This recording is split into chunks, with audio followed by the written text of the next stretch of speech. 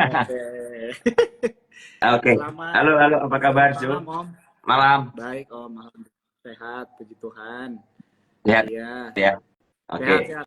Saya kok Om Ben, kok gimana agak nih sehat ya, Om ya? ya, saya kok agak hitam ya? Kenapa ya? Itu topi, Om. Topi, topi. Shade, shade. Tapi Topi. enggak. Memang benar, benar, benar. Saya nyalain lampu satu lagi bentar, bentar. Wah, kita disponsorin Coca-Cola, guys ya. Di belakang ada Iya. Coca-Cola, ada Ini botol sukor juga. Ya. ini masih ingat nggak, Nah. Jo? Oh my God, udah lama juga tuh. Iya. Oke, jadi Iya.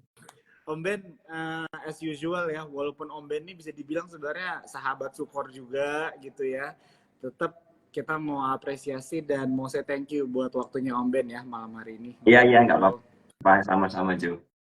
Iya, jadi malam hari ini ya seperti biasa aja sih Om, kita ngobrol-ngobrol tipis gitu ya. Jadi topiknya kan kita mau mencari peluang cuan di FCA begitu ya. Iya, Ini betul. mungkin topik pilihan dari Om Ben atau mungkin juga dari Tania nih, nggak tahu nih, kan Tania nih yang ngurus nih biasanya. Sebenarnya saya sempat sempat kasih masukan ke Tania sih karena apa ya?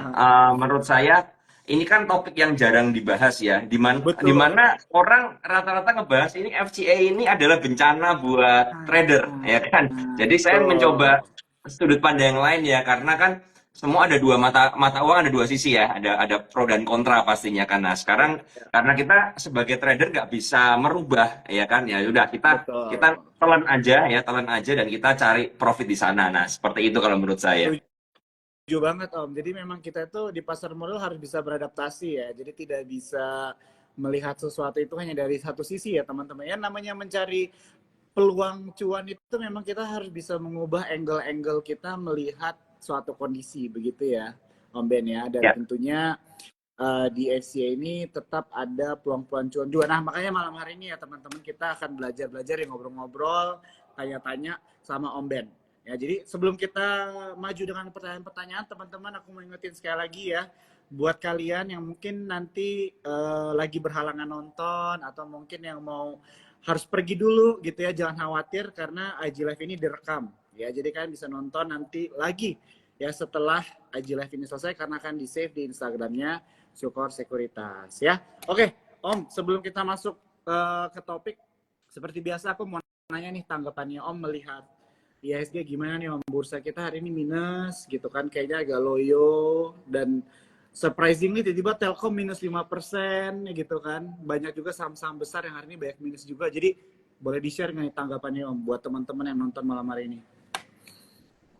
oke. Jadi memang Telkom hari ini cukup mengejutkan ya. Di mana saya coba cari tahu secara story-nya tuh kenapa sih tiba-tiba Telkom dibanting. Nah, saya dapat info bahwa memang apa ada result yang nggak sesuai ekspektasi ya. Laporan keuangannya katanya ngedrop seperti itu ya. Saya belum belum ngecek kebenarannya. Cuman memang secara distribusi ya, secara money flow ini outflow yang sangat besar sekali ya, di mana ini BK, ZP, AK, LG, ya PD itu mendominasi seller ya, dan kita ngerti bahwa dengan seller yang sebesar ini ya, terutama dari asing ini jelas banget ya, ZP, BK, AK-nya ini asing semua. Nah, itu menyebabkan Telkom itu dibanting ya, dibanting karena kita ngerti ini gap down langsung ya, dan menurut saya dengan adanya gap down seperti ini buat para trader ya, terutama ya kalau ngomong investor ya mungkin ini adalah peluang untuk diskon lagi ya seperti itu. Tapi buat para trader, menurut saya tadi saya sempat bilang di komunitas saya di PPC, saya bilang jangan ditangkap dulu ya, Telkom jangan ditangkap dulu. Karena apa? Karena sesimpel ini gap down ya, gap down, kemudian turunnya juga cukup kencang, volume juga cukup besar ya. Jadi udah biarin aja dulu, biarin biarin yang mau keluar buang barang sepuasnya dulu, buang barang dulu. Nah, setelah itu baru kita bisa nanti manfaatkan untuk buy on weakness seperti itu ya. Itu dari Telkom. Cuman ada yang menarik lagi adalah Java ya. JPFA hari ini juga nggak kalah dalam ya sepertinya. Iya. JPFA ini minus 7% ya. Sempat tadi nyentuh 1.500-an ya seperti itu. Distribusinya juga kenceng banget ya JPFA, buangan besar. Nah, ini saya juga nggak ngerti kenapa apa yang terjadi. Cuman ya melihat dari historical kenaikannya ya menurut saya ya kalau ada koreksi-koreksi ya ini menurut saya cukup wajar banget ya. Walaupun memang ini kenapa dibuang ya ini nggak ngerti juga alasannya apa. Tapi yang saya dengar adalah harusnya sih result dari JPFA ini LK-nya ini sangat bagus sekali. Cuman nggak ngerti ya. Kalau sangat bagus sekali, kenapa malah dibanting seperti ini? Apakah nggak sesuai ekspektasi atau apa yang kita kurang tahu seperti itu. Jadi dengan adanya buangan seperti itu, maka IHSG ya terkoreksi banget dan tidak ada power ya saya rasa hari ini ya. Apalagi brand yang biasanya ikut menopang juga sedikit goyang ya seperti itu. Tapi walaupun akhirnya bisa closing hijau tipis, tapi ya nggak banyak membantu IHSG. Dan yang saya cermati lagi, BBRI kayaknya BBRI ini juga drop ya. Ya, 2%. BBRI Ya. ya 2% ya BBRI dan gap down juga ya. Ini gap down juga dan kalau dilihat distribusinya gede juga ya, gede banget ya. Lumayan gede ini buangan asingnya seperti itu. Rata-rata didominasi oleh broker-broker asing. Nah, ini kalau begini sih ya menurut saya dari mapping IHSG dari support resistnya pun ya kelihatan banget bahwa IHSG ini memang berada di area support area resist ya resist ya di 7.300-an dan memang di situ udah nggak break ke atas ya nggak bisa nge-break lagi ya ya wajar aja terjadi kejenuhan dan ya kalau koreksi sampai ke 7.100 sampai 7.000-an ya menurut saya wajar banget ya seperti itu hati-hati aja ya dengan market. Nah, iya, jadi teman-teman perlu hati-hati ya. Jadi tadi seperti yang Om Ben bilang juga, jadi mungkin buat teman-teman yang baru join juga gitu ya, tadi mungkin atau ada yang terlewat, bisa dibilang tadi Om IHSG itu resistensinya di 7.300 lah ya, dibilang ya. Jadi memang susah tembusnya juga gitu kan. Tadi mungkin ada beberapa orang gitu ya, atau teman yang mungkin bisa melihat ini sebagai opportunity untuk masuk dengan harga yang terdiskon ya. Tapi untuk Telkom tadi specifically kalau dari opininya Om Ben itu adalah untuk hati-hati ya Om ya. Masih tetap harus hati-hati juga begitu kan. Kalau misalnya mungkin ada teman-teman nih yang mau nyicil ya dengan keadaan yang lagi terkoreksi gini, mungkin bisa aku sarankan untuk nyicil juga dulu aja ya teman-teman ya, jangan all in juga. Oke, jadi bisa dibilang IHSG hari ini kurang oke lah ya Om untuk saham-saham besar gitu ya. Kalau misalnya sampai hari Jumat kira-kira Om ada proyeksi nggak?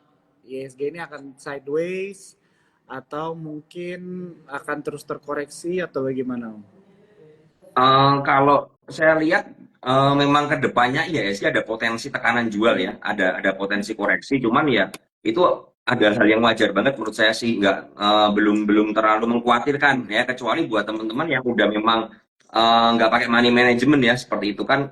Kalau dari chartnya juga kelihatan IHSG seperti ada double top kan di atas itu ya, kalau sampai jebol dari 7.200-nya ini ya. Ya wajar banget kalau ke 7.110 lah kira-kira ya di MA 100-nya di situ. Itu yang saya lihat sih dan itu menurut saya masih sangat wajar sekali karena kalau marketnya terus naik juga kita nggak bisa dapat opportunity yang menarik ya dari buy on weakness seperti itu karena kan di drive ke atas dan terjadi kejenuhan menurut saya seperti itu. Oke, sip.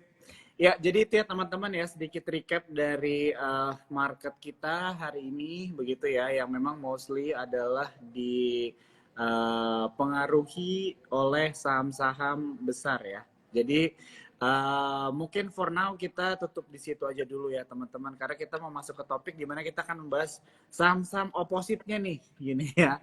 Jadi kita mau membahas bagaimana mencari peluang ya teman-teman ya cuan di FCA ya. Jadi tadi Om Ben tuh udah menjelaskan di awal ya bahwa FCA ini kan kadang-kadang suka di paint itu negatif ya teman-teman ya. Nah, tapi apakah ada peluang cuan di dalamnya? Nah, itulah yang akan kita bahas begitu ya. Oke Om, jadi mengenai topik kita mencari peluang cuan di FCA ini. Kira-kira Om bagaimana langsung straight to the point nih Om?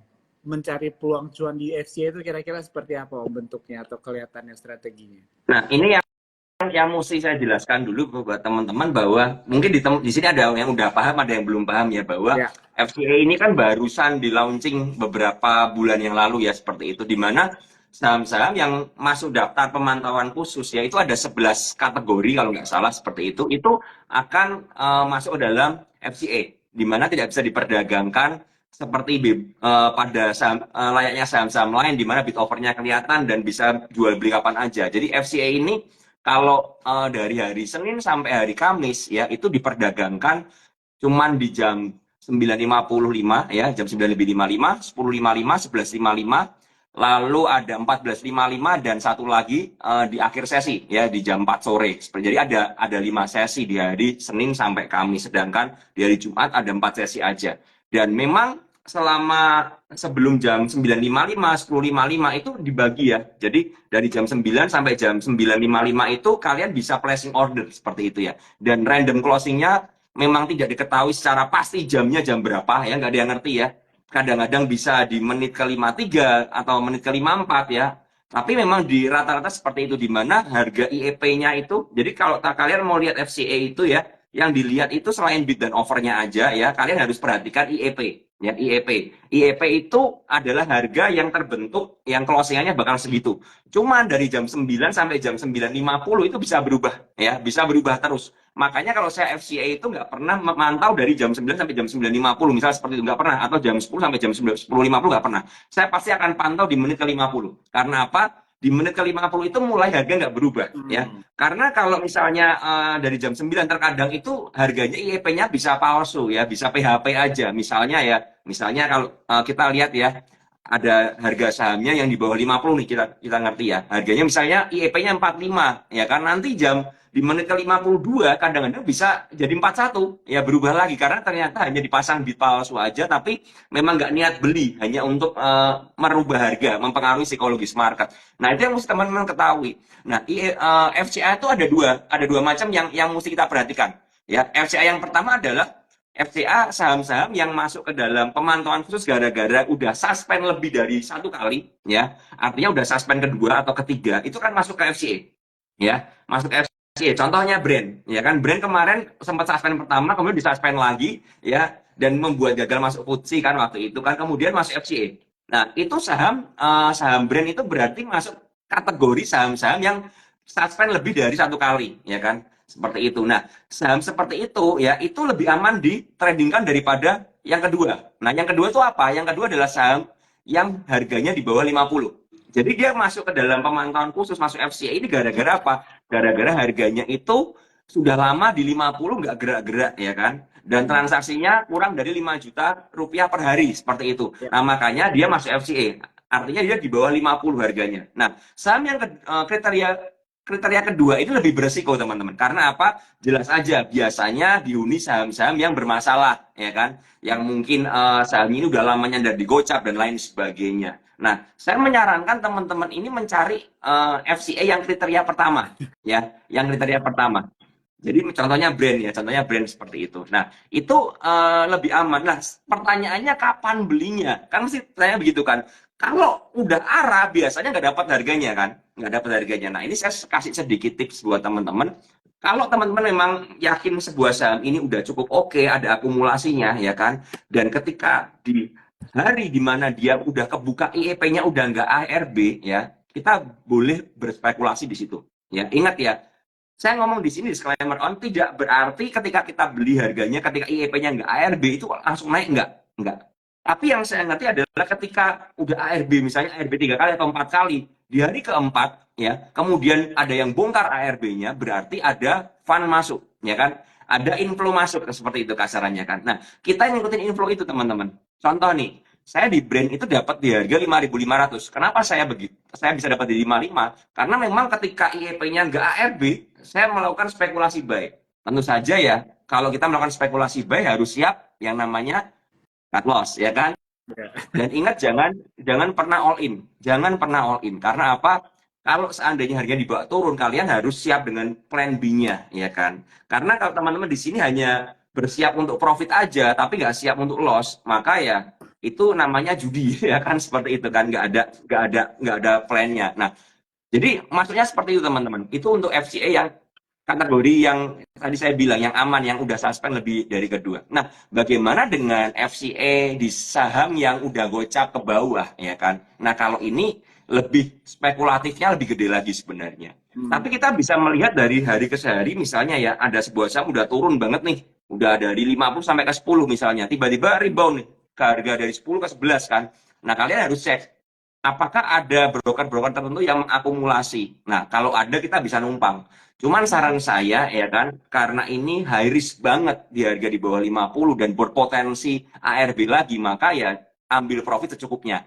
Yang paling heboh tadi saya juga baca di kolom komentar ada saham taksi ya. Saham taksi ini sempat nyandar ke satu paling rendah. Cuman di harga satu itu transaksi nggak terlalu gede ya. Transaksinya kecil-kecil banget. Ya paling nggak kalau dapat ya di harga 2 lah ya, di harga 2. Dan sekarang udah di 5. Nah, cuman permasalahan dari 2 ke 5 ini kan memang ya kalau kita ngomong udah beggar kan. Dari 2 ke 4 aja udah 100% ya. 2 ke 5 ini udah 150% berarti. Nah, pahami resikonya. Jadi tingkat ketamakan kalian akan menentukan. Karena begini, jika saham-saham tersebut itu tiba-tiba ya yang akumulasi balik badan ya, ada buangan yang besar dan ARB kadang-kadang susah keluarnya. Ya, kadang-kadang susah keluarnya. Maka saya bilang kriteria yang kedua ini yang di bawah 50 lebih berisiko dibandingkan kriteria pertama. Ya, saya lebih suka mencari yang kriteria pertama. Ya, saya yang cukup berhasil ada di brand ya untuk saham-saham big caps-nya. Kemudian gorengannya ada nasi ya. Saham nasi saya juga dapat di harga 168 seperti itu. Kemudian saham Sola ya, saham Sola yang sempat suspend kedua tapi harganya udah 50. Jadi akhirnya berada di bawah 50. Terendahnya kalau nggak salah 28 atau 30, saya lupa. Saya dapat di harga 36 atau 38 ya. Kemudian saya melakukan averaging up di 43 dan saya jual di 60 ketika dia buka FCA. Nah, teman-teman harus mengetahui bahwa saham yang masuk FCA kategori pertama yang udah suspend kedua itu sekarang hanya 7 hari perdagangan aja. Ya, 7 hari. Jadi kalian bisa hitung 7 hari. Setelah 7 hari maka akan dibuka ya. Ketika dibuka lah itu kesempatan kita untuk jualan karena biasanya udah cukup volatile ya, ada bid overnya lagi ya. Jadi seperti itu. Itu yang mesti teman-teman ketahui soal FCA ya. Jadi ingat ini adalah apa ya? Satu strategi trading yang lebih beresiko. Cuman menurut saya kalau kalian bisa mengikuti ritmenya lumayan. Karena sekali naik misalnya hari ini paten arah ya, besoknya kan 10% kalian bisa langsung jual misalnya seperti itu kan. Nah, jadi dapat 10% tanpa harus mantau market ya seperti itu.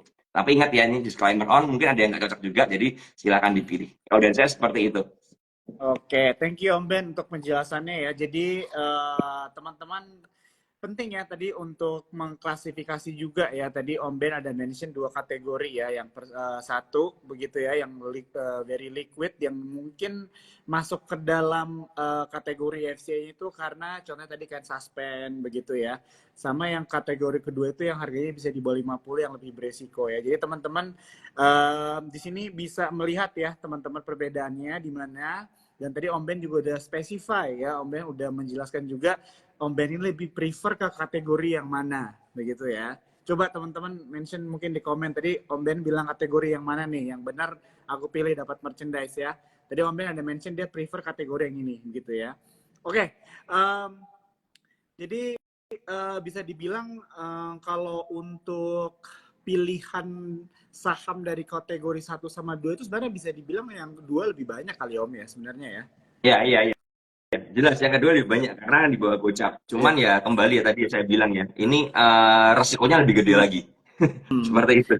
Ya. Dan tadi juga Om Ben mention ya buat teman-teman yang nonton malam hari ini untuk ingat bahwa style orang dalam berinvestasi atau trading itu bisa berbeda-beda ya. Jadi jangan kita semua istilahnya mensamaratakan ya strategi kita karena mungkin keuangan kita, pengalaman kita juga berbeda-beda ya teman-teman ya. Jadi mungkin buat kalian yang baru belajar ya, yang baru masuk ke dalam dunia pasar modal, mungkin malam hari ini bisa menjadi edukasi juga nih ya. Bisa aku juga mungkin minta nih buat teman-teman ya yang mungkin belum follow Om Ben ya di Instagram, boleh follow ya supaya kalian juga bisa lihat nih up to date sama apa aja yang Om Ben post di Instagram. Oke Om, kita sambil lompat-lompat aja juga kali ya, sambil pertanyaan teman-teman yang nonton malam hari ini karena kalau mau Om Ben selalu rame nih. Oke, jadi ada yang nanya nih Om tadi nih, aku tap ya supaya dia keluar di screen. Nah, dari Backpacker Trader dia nanya mengenai GIA Om, karena FCA kan GIA tuh di 61 tuh harganya sekarang. Kalau Om Ben sendiri ngelihat GIA nih potensinya gimana nih Om? Coba saham GIA ya, saham GIA ini di 61 ya. Oke. Nah, jadi kalau kita ngomong saham kayak GIA begini ya teman-teman ya, ini kan sebenarnya kena FCA bukan di bawah 50 ya, cuman saya nggak ngerti kategori yang masuk apa ya seperti itu. Sempat harganya kalau nggak salah 48 di bulan Juni ya, tapi sekarang udah balik lagi. Nah, kalau ngomong prospeknya dia bagaimana, teman-teman harus melihat bahwa gini, dia ini masuk ke FCA gara-gara apa? Apakah karena ekuitas negatif ya kan atau masalah yang lain? Itu yang harus dimengerti dulu. Nah, untuk dia bisa rally ke atas tentu saja membutuhkan apa ya? Membutuhkan sebuah perubahan dalam perusahaannya.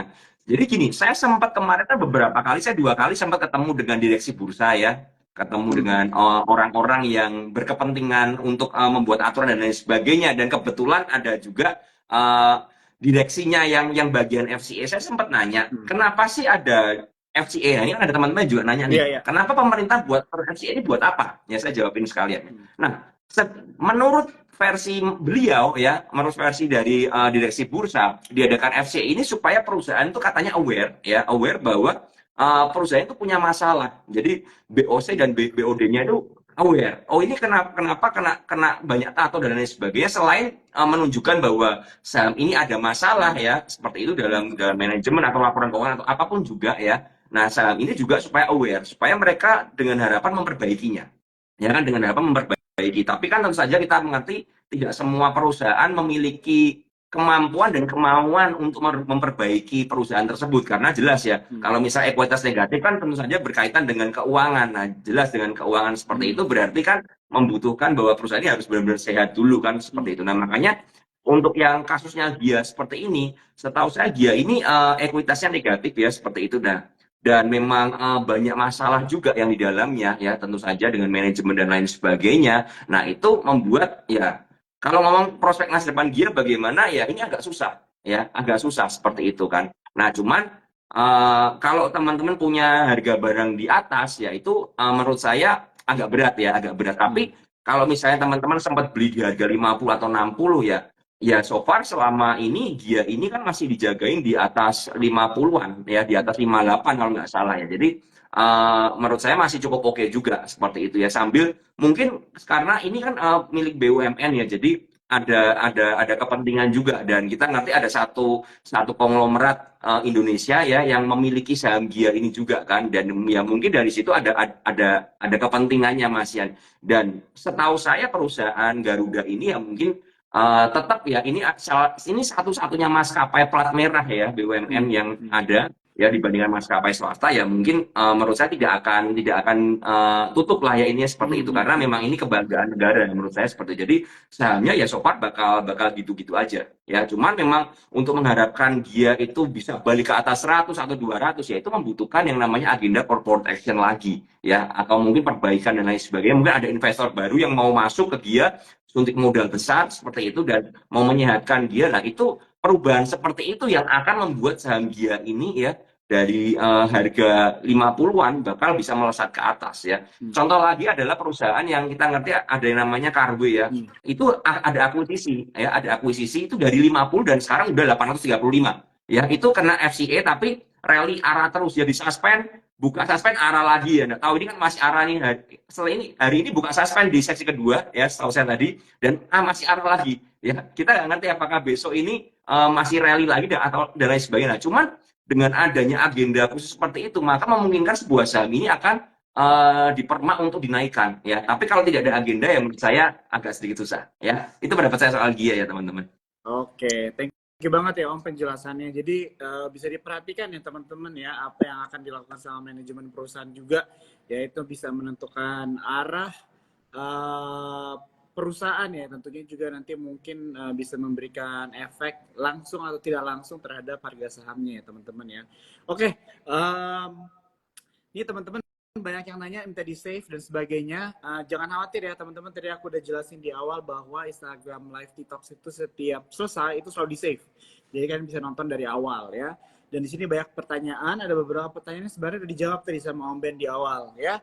Jadi buat kalian-kalian nih tadi ada yang nanya Telkom itu buy or buy. Ya, itu udah dijawab tadi di awal sama Om Ben ya. Jadi buat kalian mungkin bisa nonton aja nanti ya setelah Instagram Live ini selesai karena banyak nih ya hal-hal yang di-share sama Om Ben. Oke Om, kita lanjut lagi Om. Kita mungkin lompat dulu ke ini. Ada dari pertanyaan dari Yen Chris. GGRM ada kemungkinan Bali Arak naik nggak Om Ben nih? Kalau Om Ben sendiri ngeliat GGRM sekarang gimana Om? GGRM ya benar ya saya coba lihat ini GGRM. Hari ini dia minus 2 2%. Wah, IRM ini kalau dari chartnya kelihatan madesu ya. Sebenarnya kalau mau ngomong jujur ya, dari Iya. chartnya ini kelihatan ya surem ya untuk GGRM karena memang ini terus turun ya, ada Hmm. terus turun ya seperti itu ya. Dan ditambah lagi kalau nggak salah ada peraturan baru dari pemerintah ya, tidak bisa menjual rokok eceran kalau nggak salah ya. Hmm. Ini barusan ramai juga itu, saya lihat tadi di Instagram. Nah, ini aturan-aturan yang seperti ini dan dengan tidak adanya harga cukai rokok yang diturunkan ya, malah terus naik, ini akan membebani perusahaan rokok ya, terutama rokok konvensional. Kita ngerti, setahu saya Hmm. GGRM ini belum punya rokok elektrik. Kalau HMSI punya IQOS kalau nggak salah ya, tapi GGRM ini belum punya. Nah, ini akan membuat apa ya? Secara fundamental bahwa perusahaan ini benar-benar tidak ada sentimen positif sama sekali ya di gudang garam ini. Nah, itu yang membuat investornya ya balik badan, apalagi yang dulu JDRM membagikan dividen tapi ternyata udah enggak kan sejak dia membangun bandara kemudian seperti itu. Nah, ini membuat ya sejujurnya JDRM ini cukup suram menurut saya ya, cukup Hmm. suram karena melihat dari chartnya yang sempat low-nya di 16.500 itu di 5 Januari kalau nggak salah tahun 2023 dan hari ini jebol ke Hmm. bawah. Artinya ya secara teknikal jelas banget bahwa GGRM ini super downtrend ya, downtrend berat ya seperti itu. Kalau nanya mantulnya di mana saya nggak bisa ngomong karena Hmm. dengan adanya banyak sentimen negatif ini menurut saya tidak ada alasan kenapa big player atau fund atau institusi harus chip in dana di GGRM.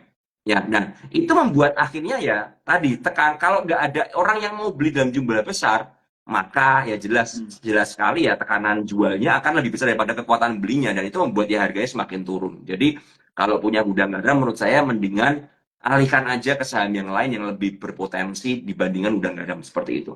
Oke, thank you Om untuk insight-nya ya. Udah dijawab tadi yang bertanya mengenai GGRM ya. Jadi cuan itu tidak harus stuck di satu saham saja atau bahkan satu sektor ya teman-teman ya. Kita tetap harus mencari peluang-peluang di tempat lain juga ya.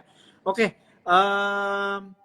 nonton rekaman live di mana? Oke, jadi teman-teman ini rekamannya di save di Instagramnya Sukor ya teman-teman. Mungkin di sini ada kayaknya mungkin lebih banyak pengikutnya Om Ben nih daripada pengikutnya Sukor yang nonton malam hari ini ya. Kalian bisa follow Instagram Sukor, nanti kalian nonton aja di Instagramnya Sukor. Ya, dan buat kalian yang screenshot obrolan kita malam hari ini ya, terus kalian tag Instagram Sukor dan Instagramnya Om Ben, masukin caption apa yang kalian pelajari dari Om Ben malam hari ini, nanti kalian akan mendapatkan merchandise ya. Aku mau bagi 5 merchandise buat teman-teman yang share screenshotnya di Instagram masing-masing ya. Nanti akan dipilih sama admin Sukor Sekuritas. Oke, kita lanjut lagi. Nah, ini ada yang nanya beberapa nih Om. Kayaknya ya ini dia. Ini ada 4 atau 5 orang aku lihat nanya. Saham friend. Bang, saham friend dibahas dong soalnya Wahyu Akum udah 58M di average harga 32. Ini banyak banget nih yang nanya friend nih Om. Ya, tren ini memang sempat saya perhatikan ya di harga 30-an itu ya sempat ada beberapa kali pantulan ya. Bahkan sempat naik sampai ke 34 ya terakhir ya 34 ya kalau kita ngomong bulan Juni sempat naik ke 44 ya itu pantulan pertama dan yang ini pantulan ya YU memang beli terus teman-teman ya. Kalau kita ngerti YU beli terus tapi yang mesti disoroti adalah ZP-nya itu juga jualan terus, masalahnya seperti itu. Nah, ini yang mesti teman-teman pahami. Nah, kenapa kalau teman-teman nanya, kenapa sih walaupun YU beli terus ya kan, udah 58 miliar, aku di harga 32, kenapa nggak naik-naik ya? Ya karena ada yang jualan yang lebih gede, ya kan? Kalau kita lihat, saya coba cek broker summary-nya untuk friend, yes.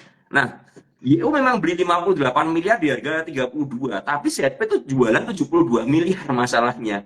Jadi intinya adalah di friend ini lagi perang ya, perang antara buyer dan seller ya. Saya nggak ngerti YU siapa, ZP siapa, saya nggak ngerti. Tapi yang saya ngerti kalau memang barangnya ZP ini nggak habis-habis ya, maka ya nggak akan naik-naik ya. Ya memang harganya di 30 terus, tapi ya akan terjadi perang terus menerus ya. Saya nggak ngerti apakah mau dibanting lagi sama ZP, saya nggak ngerti. Cuman yang saya ngerti adalah teman-teman mesti pahami bahwa friend ini secara historikal ya ke belakang ini menyisakan sangat banyak sangkutan ya Hmm. dari retail ya baik investor ya maupun trader maupun institusi sekalipun ya jadi banyak orang yang nyangkut di friend ya tentu saja kalau banyak yang nyangkut seperti itu jelas kalau memang ada likuiditas ya maka daripada mereka merasa bahwa daripada gak jadi duit ya dijadiin duit ini kan begitu kan dan memang Friend ini kan apa ya story-nya kan akan merge dengan Excel ya yang saya nggak Hmm. ngerti kapan kejadiannya karena memang udah berita dari lama sekali tapi nggak tidak terrealisasi sampai sekarang ya cuman menurut saya tetap ya teman-teman tetap yang diuntungkan di Excel-nya karena Excel ini akan memiliki banyak tower ya makan akan banyak banyak tower-tower yang mereka bisa ekspansi. Nah, sedangkan bagi friend-nya ini sebenarnya untuk nyelamatin friend-nya aja ya kan. Hmm. Seperti itu karena jelas secara perusahaan friend ini memang udah ya cukup eh, rugi ya, Ya. merugi menurut saya belum belum profitable banget kan seperti itu ya. Makanya ya kalau kita lihat itu yang terjadi ya, itu yang terjadi. Jadi saya nggak bisa jelasin lebih lagi dari itu karena saya nggak punya info dari insider ya seperti itu soal friend ya. Saya hanya menjelaskan apa yang saya lihat dari market, dari sentimen, dari broker summary. Tapi intinya adalah ketika sellernya masih terlalu gede ya, maka harga saham nggak akan bergerak naik. Ya, jadi kalau teman-teman sabar nungguin friend ya nggak apa-apa. Tapi kalau memang nggak sabar ya masih banyak saham-saham lain yang memang lebih bisa bergerak ya daripada friend seperti itu. Oke, ini buat teman-teman tadi yang bertanya friend ada cukup banyak ya. Jadi sudah dijawab nih sama Om Ben ya. Buat teman-teman mungkin juga yang baru join, aku remind sekali lagi ya, ini Instagram live-nya direkam, jadi jangan khawatir, kalian bisa nonton dari awal ya. Tadi di awal juga Om Ben sudah banyak menjelaskan mengenai tanggapannya ya, mengenai market kita saat ini. Oke, kita coba nih ya, lanjut lagi. Nah, tadi nih ada yang nanya bagaimana cara beli saham FCA. Tadi udah dijelasin ya teman-teman ya di awal ya. Sesi-sesinya bagaimana ya teman-teman ya. Oke, Om aku mau nanya nih. Kalau tanggapannya mengenai Goto gimana nih? Hari ini dia naik 1,85%. Goto. Ini memang Goto Goto ini saham saham the real public company ya saya bilang ya. Ini benar-benar saham publik ya luar biasa. Dan menurut saya Goto ini kalau memang buat teman-teman yang memang apa ya suka spekulasi ya seperti itu ya. Menurut saya Goto nggak akan masuk FCA ya selama peraturan tidak dirubah lagi ya karena aturan Hmm. yang baru kan saham 50 bakal masuk ke FCA atau berada di bawah 50 jika ada dua ketentuan. Ketentuan pertama adalah rata-rata harga selama 6 bulan terakhir itu di bawah 51 dan ketentuan kedua adalah transaksi hariannya di bawah 5 juta per hari. Tapi kenyataannya Goto itu kan nggak mungkin karena transaksinya gede banget bahkan sampai puluhan ratusan miliar kan seperti itu kan. Dan kita ngerti Goto sempat tidur di bulan Juli kemarin dan akhirnya bangun juga dengan tertinggi di 5859 ya. Dan sekarang udah di 55. Nah, kalau ngomong tanggapannya ya bagaimana kalau kita berharap Goto ini bisa balik ke harga 80 atau bahkan 100 menurut saya itu cukup susah. Ya, cukup susah karena apa? Kembali lagi ya perusahaan itu kalau memang sebuah saham itu untuk ada market maker yang ngegoreng seperti itu butuh yang namanya benar-benar corporate action yang nyata yang mempengaruhi fundamental perusahaan ke depannya dan membuat perusahaan ini sangat profitable atau bahkan Hmm. ada investor besar yang masuk yang nyerapkan Ya. seperti itu. Nah, dengan komposisi Goto ini di publik udah di atas 70% ya kan berarti memang Goto ini kan udah didistribusikan begitu ya, didistribusikan Hmm. bahkan menyisakan investor-investor besar yang nyangkut bahkan setahu saya beberapa investor yang gede seperti BlackRock udah sempat cut loss juga di Goto seperti itu Hmm. ya. Ya, kita ngerti Telkom juga katanya nyangkut di Goto seperti itu. Nah, Oh. cuman ya itu teman-teman yang saya bilang ya. Goto ini kan masih ada apa ya kayak bonus saham atau konversi saham seperti di harga dua ya.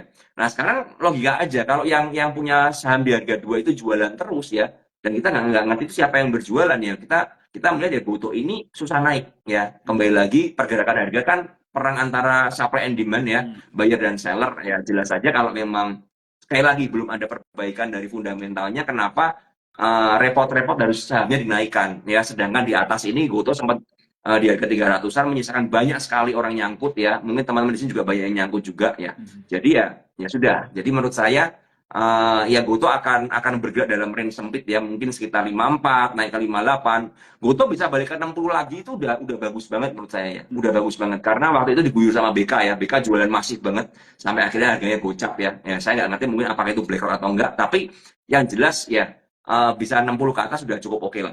Nah, saya kemarin sempat bercandaan ya, sekali lagi ini banyak hanya bercandaan. Saya sempat bilang sama Mas Bekti kalau nggak salah. Mas Bekti, ini Goto kan udah bangun nih ya. Jadi kalau misalnya orang daripada simpan uang di deposito cuma dapat 4%, kayaknya kalau setahun di Goto bisa dapat lebih dari 10% deh. Ya kan? Dari 50 ke 55 aja 10%. Tapi sekali lagi disclaimer on ya, saya tidak menyarankan teman-teman menggantikan deposito dengan Goto, tapi ini hanya bercandaan aja. Cuman ya kembali lagi ya teman-teman, sebuah instrumen yang high risk selalu memberikan high return. Seperti itu aja dari saya. Oh, Gitu aja ya. itu lucu sih Om. Ini nanti jangan-jangan ada teman-teman yang nonton yang masukin ke captionnya lagi ya untuk di-share di Instagramnya. Jangan lupa just kidding ya teman-teman ya, it's a joke. Oke. Ya tadi buat yang nanya Goto udah dijawab juga ya. Ini banyak sekali teman-teman pertanyaan. Kita coba pilih pertanyaan yang aku lihat mayoritas juga bertanya hal yang sama ya teman-teman ya. Oke, ini ada pertanyaan Om dari Jocelyn Johari. BKSL gimana prospeknya Om? Sudah sempat setu 49 turun ke 41. Apakah bisa keluar dari FCA? BKSL ini kalau nggak salah kemarin ada news ya bahwa akan ada genting ya, genting yang mau membeli. Cuman nggak ngerti kebenarannya sampai berapa ya. Jadi intinya kan kita kan nggak tahu ya apakah ini bener real apa ya, news ini benar-benar hanya rumor atau ini news yang benar-benar akan direalisasikan ya kan. Cuman kalau kita melihat ya teman-teman, dari mulai muncul volume di tanggal 18, coba saya lihat ya. Di tanggal 18 Juli itu rumornya mulai muncul sampai pucuknya di harga 50 ya di tanggal 25 itu sebelum diguyur. Kita lihat apakah ada buyer yang cukup aktif. Nah, di sini kita lihat ada broker IF yang beli di harga 43 ya, di harga 43. Kalau dari 18 sampai 25 ya, ada yang ngumpulin sebanyak 3,9 miliar waktu itu. Cuman kalau saya coba tarik sampai hari ini ya, sampai hari ini apakah masih ada IF-nya? Nah, IF-nya masalahnya udah jualan ini posisinya nih. Iya, coba sorry. Belum, bentar. Saya salah tanggal nih. 18 sampai tanggal 30. Bentar. Oh, belum. IF belum berjualan ya. IF masih ada 5 miliar di harga 44 ya kan. YP dan GR dia punya harga 48 dan 44 ya. Intinya berarti makernya di sini pakai IF. Nah, kita nggak pernah ngerti teman-teman IF ini siapa di belakangnya ya. Broker IF siapa di belakangnya yang punya 5 miliar. Cuman ya, apapun yang terjadi saya mikir begini. Kalau misalnya seandainya ini nextnya ke depannya bakalan bagus ya kan, mungkin akan text time untuk keluar dari 50. Ya, ingat ya, ini saham 50 berarti menyisakan orang nyangkut yang sangat banyak sekali. Jadi, seandainya ini rumor ini benar-benar benar ya kan, maka akan membutuhkan waktu untuk proses market maker ini mengambil balik barang yang ada dari retail. Ya, dan itu jelas akan membutuhkan waktu karena nggak mungkin ya. Kalau memang market maker ini butuh barang banyak ya untuk menaikkan, untuk menggoreng ke atas, otomatis ya akan memaksa retail untuk cut loss juga ya kan, seperti itu kan. Dan untuk harganya bisa keluar dari FCA, maka BKSL ini menurut saya harus berada di atas 50 selama 6 bulan. Ya kan, selama 6 bulan. Sedangkan harganya sekarang 41, berarti ya kalau kita lihat harga 41 ini belum, bukan ARB enggak ya, ini 41 ini kayaknya enggak ya. 43, oh enggak. Ini tidak ARB ya, karena hari ini juga ada yang cover barangnya kalau nggak salah. Ya, IF juga masih beli lagi, cuman kecil 100 miliar 100 juta doang. Nah, cuman yang mesti diketahui adalah gini teman-teman. Ini ya, barang ini akan lebih banyak berada di bawah 50. Sampai kapan? Sampai proses pengeringan barangnya kelar. Yang kita nggak ngerti itu kapan. Ya, kita nggak ngerti itu kapan. Kalau ngomong FCA kita nggak bisa pakai TA, jelas ya, karena harganya ditentukan oleh buyer dan seller aja. Cuman kalau nanya lepas dari 50 kapan ya? Setelah mereka cukup barang di harga 40, di bawah 50 ini. Setelah itu mereka akan bermain di harga 51, 52 dan stabil di sana selama 6 bulan atau 3 bulan, saya nggak ngerti yang peraturan baru bagaimana. Nah, setelah itu baru bisa lepas FCA ya. Tentu saja itu akan terjadi kalau memang BKSL ini benar-benar ada buyer genting itu. Tapi kalau itu hanya rumor, ya menurut saya bakal ya gitu-gitu aja. Ya itu dari saya BKSL ya teman-teman, dari view saya seperti itu. Wah, thank you banget ya Om ya. Tadi dijawab dengan jelas nih ya buat teman-teman tadi yang bertanya mengenai BKSL ya. Tadi udah dimention ya apa yang perlu diperhatikan dan hati-hati juga ya. Jadi ada beberapa faktor tadi yang dimention sama Om Ben supaya BKSL ini baru bisa terlihat menarik ya. Tapi ada beberapa hal juga yang penting perlu kalian perhatikan juga supaya kalian nggak nyangkut ya teman-teman ya, atau mungkin salah beli saham juga yang mungkin tidak sesuai juga sebenarnya dengan gaya berinvestasi atau trading kalian ya. Oke, aku mau nanya nih Om mengenai saham MNC nih Om. Jadi kan katanya ada obrolan kemungkinan besar Donald Trump menang nih ya kan karena Joe Biden Ya. keluar. Dan Donald Trump kan ada temennya nih Om di Indo ya kan. Jadi potensi saham MNC gimana nih? Atau enggak yang bersangkutan dengan MNC lah? Ada yang Om lagi perhatiin nggak sahamnya? Kalau saya, kalau teman-teman ikutin story saya udah beberapa kali mention ya, ada saham yaitu MNC Land Kapik ya. Cuman saya sendiri udah nggak punya barang, udah habis seperti itu karena buat saya targetnya udah kelar ya. Walaupun memang diberitakan bahwa pengendalinya terus menambah kepemilikan di saham Kapik ya, tapi kepemilikannya masih sekitar belum sampai 25% ya, which is ya itu mungkin masih membutuhkan waktu, text time banget ya. Dan dari historical harga, Kapik ini udah dari 50 ya, 1 Juli bangun, dan sekarang tadi sempat tertinggi 129 dan sekarang di harga 120 ya, dengan ya broker EP masih beli terus ya, seperti itu kan. Nah cuman permasalahannya adalah kalau kita tarik dari awal bangun sampai sekarang ya, tanpa menghitung adanya crossing barang antara EP dan broker lain ya, seperti itu ya, maka EP ini punya average 98 ya, sekarang 120, which is ya kalau ada penurunan sampai 20% ya itu bisa banget, dan itu terjadi ketika kemarin ya teman-teman, turun dari harga 120 berapa ini, 123 ya, sampai terendahnya 90 ya, menuju harga average EP waktu itu ya, broker EP ya, di harga 90 dan rebound dari 90 naik ke 129 ya, seperti itu. Jadi saham ini cukup tricky ya, MNC ini grupnya cukup tricky. Tapi kalau ngomong apakah ini ada berhubungan dengan Donald Trump atau enggak, ya kan? Ya mungkin bisa aja, karena kalau Donald Trump menang kan pasti akan ada sentimen positif ya untuk grup MNC ini, di mana ada kerjasama kan, terutama di MNC Land ini ya, yang langsung bersentuhan, karena setahu saya ada golf ya, Betul. ada resort golf yang dibangun seperti itu ya. Dan memang kabarnya akan beroperasi, kalau saya lihat dari news, Oktober kalau nggak salah akan beroperasi. Nah cuman ya kembali lagi ya, kalian harus lihat fakta bahwa memang akumulasi di harga 98 dan harga sekarang 120, maka ya bersiap kalau misalnya kalian mau beli di sana ya ada koreksi-koreksi yang cukup ekstrim ke harga 105 misalnya, itu ada hal yang wajar banget ya. Jadi kalau MNC seperti itu ya. Saya hanya melihat di Kapiknya Iya. aja, karena yang memang cukup volatile dan cukup menarik adalah Kapik ya kemarin. Tapi menurut saya ya hati-hati ya, hati-hati aja Iya. seperti itu. Oke. Thank you Om untuk penjelasan nih yang mengenai Kapik ya. Tadi juga udah membahas sedikit tentang hubungannya MNC dengan Donald Trump nanti, kalau masih kalau ya teman-teman ya, kalau terpilih menjadi presiden gitu. Oke, teman-teman di sini aku lihat pertanyaannya udah mulai banyak yang terputar nih ya. Tadi ada yang nanya Telkom lagi nih. Telkom tadi udah dijawab ya sama Om Ben. Sekali lagi aku mau ingetin nih buat teman-teman ya yang nonton rame nih kalau Om Ben. Jadi supaya kalian jangan miss apa yang Om Ben udah share dari tadi, kalian bisa follow Instagram Sukor. Nanti rekaman ini, IG Live ini tuh akan ada di feednya Sukor Sekuritas ya, jadi kalian bisa nonton tuh ya. Ada beberapa saham yang dibilang Om Ben menarik, tapi juga ada yang dibilang no juga kurang menarik, sama ada tanggapan-tanggapan mengenai market ya saat ini juga ya. Oke, Om, kita tinggal 2 menit lagi. Mungkin aku cuma mau tanya aja nih sama Om Ben. Mungkin kira-kira ada nggak nih advice atau tips buat teman-teman yang nonton malam hari ini di saat market kita ini sebenarnya bisa dibilang masih kurang gimana gitu, you know. Ngerti lah Om Ben ya. Jadi kira-kira ada nggak nih yang bisa di-share nih buat teman-teman semua malam hari ini? Ya, kalau saya melihat yang market ini agak cenderung sepi ya, cenderung sepi, ditambah lebih banyak tekanan jual ya. Plus kalau kalian perhatikan saham-saham yang aneh-aneh udah mulai manggung ya seperti itu ya.